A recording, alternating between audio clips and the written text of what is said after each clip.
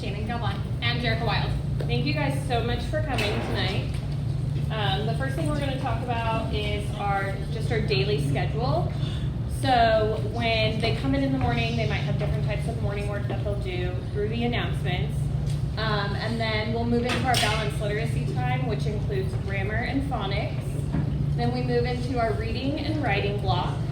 Then we have specials, which they would either have PE, art, or music.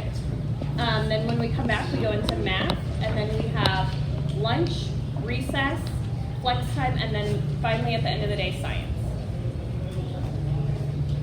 So our arrival schedule, when students arrive, I know for the classrooms in the hallway, whenever they get here, they can sit in the hallway. We have a bucket of flashcards that we put out. They can also read and talk quietly. Then we can bring them in. I know for the portables, it's a little bit different. Which we already discussed. Okay, perfect. And if they're buying breakfast, they just go straight to the cafeteria to get their breakfast and eat in here before heading to the classroom. So this is our language arts year at a glance. These are some of the big topics that we're going to cover. I'll let you just kind of skim through that, just so you have an idea of what they'll be learning about in the first semester and in the second semester. So our reading and writing workshop occurs every day. In balanced literacy instruction, our goal is to support the reading and writing growth and development of students so that they are independent learners. So we begin every day with about a 10 to 15 minute mini lesson where the teacher is explicitly teaching the skills that are going to be covered that day.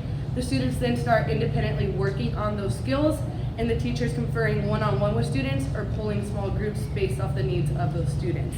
So that's what you see us doing during that time. We do guided reading groups, we do strategy groups, it just depends on what our students need. That happens in reading and writing every single day. We have an interactive or shared work that usually is found in our writing block. This is a time where the teacher and the students get to interact with the text, and it's a time that we can kind of model strategies that we'd like for them to implement, but it's awesome because they have a part in writing that piece with us. And our word study and authentic grammar occurs during our language arts block. This is where we're teaching phonics, authentic grammar, spelling, and we actually get to do cursive writing. So this is the first time they're being exposed to it, and we have the pleasure of teaching them that. This is our math year at a glance. These are the big topics that we'll be covering.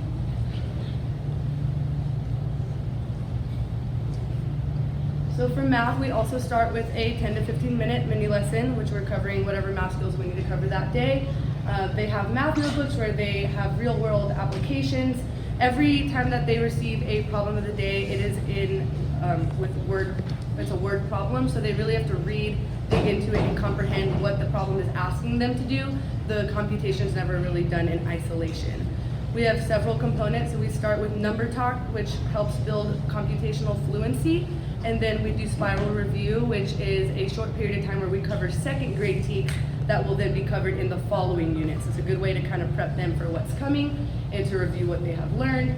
And we expect them to write about their math work every single day. So we ask them to share their reasoning with us, and we always have activities if they finish early, and we have Google Classroom resources that they can access at school and at home for extra support.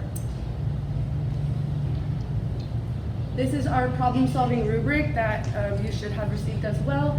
This just shows the score of 5 in each category, so this is the best they could do within the problem. So if you look at our rubric, the different components are showing math knowledge, can you solve it correctly? And then using problem-solving strategies, how did you solve the problem, writing an explanation, and can you state why you did what you did? And so we asked them to show several strategies, and it's more about the process instead of getting the answer right. So sometimes even if they were to get the wrong answer, if they're showing strategies and they're showing us their reasoning, they can still receive a decent grade and to show us what they know. This is our science year at a glance, the different topics that we'll be covering in the first and second semester. So for science, we usually use 5E lessons.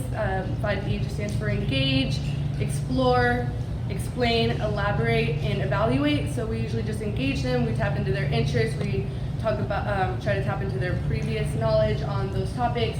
And the explore and the explain stage, we really let them have hands-on investigations. They write about science, they during the explain piece, we really then teach vocabulary and explicitly teach those things, but we usually let them explore the topic first to see what they can do with it, what they can know. And in 3rd grade, we're lucky enough to have a garden project from our PTA. So that half of us will be going there right now in the fall, and then the other half of us will be in the spring. And Mrs. Lurcher has provided this project, and they get to plant their seeds, and they get to see them grow, and then at the end they get to eat their plants. So it's a really awesome experience, and we're lucky to have that.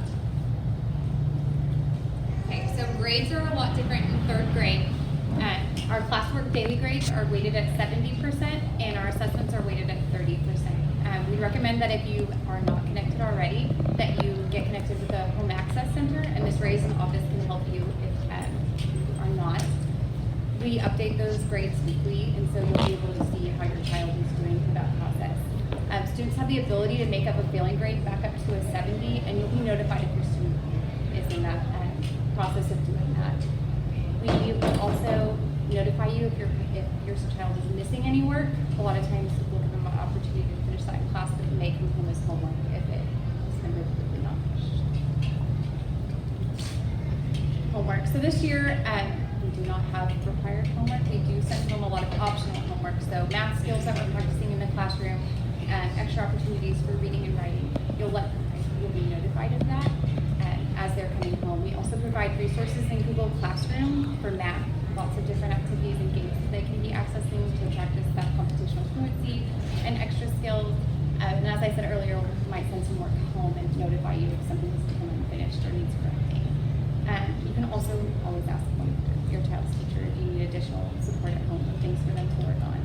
We also do encourage that students read at least 20 minutes nightly, and I'll show you an infographic on that in a second, just because it's really important to actually read to become a better reader. So we don't have a reading log, but we hope that you'll do that. As you can see from the graphic, if they're reading 20 minutes every day, they're just exposed to a ton more words. It helps them with test scores. It just is going to help them enjoy reading too. So we sent home in that packet just ways that you can help your reader at home. We just encourage you to read with your child as much as possible.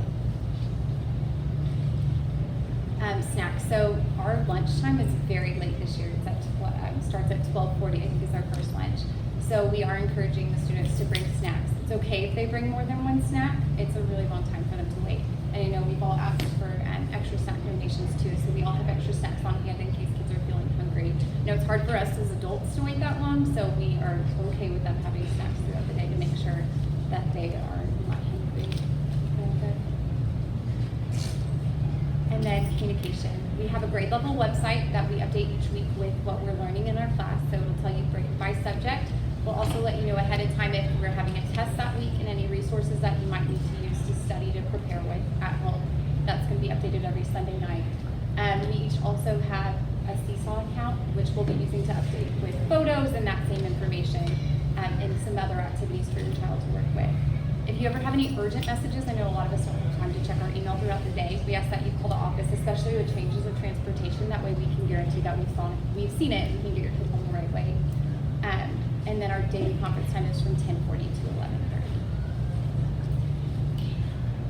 And then Wednesday folders is where we'll be sending home our graded work. I want y'all to know though that a lot of our graded work is inside of those reading, math, science journals, so you can send those home, or you can ask to have them come home at any time. But we are using them every single day. So if you're not seeing any of that graded work, it might be in that journal. The Wednesday folder will be the way that we send it home. And then behavior management. Each class will be creating their own social contract to have within to kind of regulate. These are classroom guidelines that have been created by each individual class. So we ask for the students to give their feedback, and all of ours are specific to our own classrooms. Behavior concerns will be communicated via email or phone with parents, just to have that direct contact with you guys. And then consequences. We have full class reminder, a warning, scholar dollar fines. I don't know if you guys have heard of our money system right now. It's like our reward system. So we're just kind of helping them manage money and learn that, and they earn their scholar dollars so they can also receive a fine. Conference with teacher, parent contact, or an office referral if it's warranted, which we know it will not. You guys have any questions for us? Yes. What is home access? So, I was going to tell something about this last night. So basically, if you get online, it will show you all of your child's assignments and the grades that they've received. And I think that you can set it up to notify you if your child receives a grade less than a certain percentage. If you Google Home Access Center, it's on our purple packet actually too. But you can set up an account that way, and if you have any issues, Ms. Reyes is our contact for our campus, so she can help you get set up with it. Any other questions?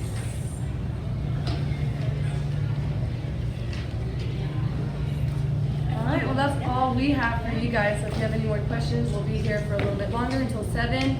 Y también si tienen alguna pregunta en español, les voy a estar aquí hasta las 7 para contestar cualquier pregunta. That's all. Thank you guys for coming.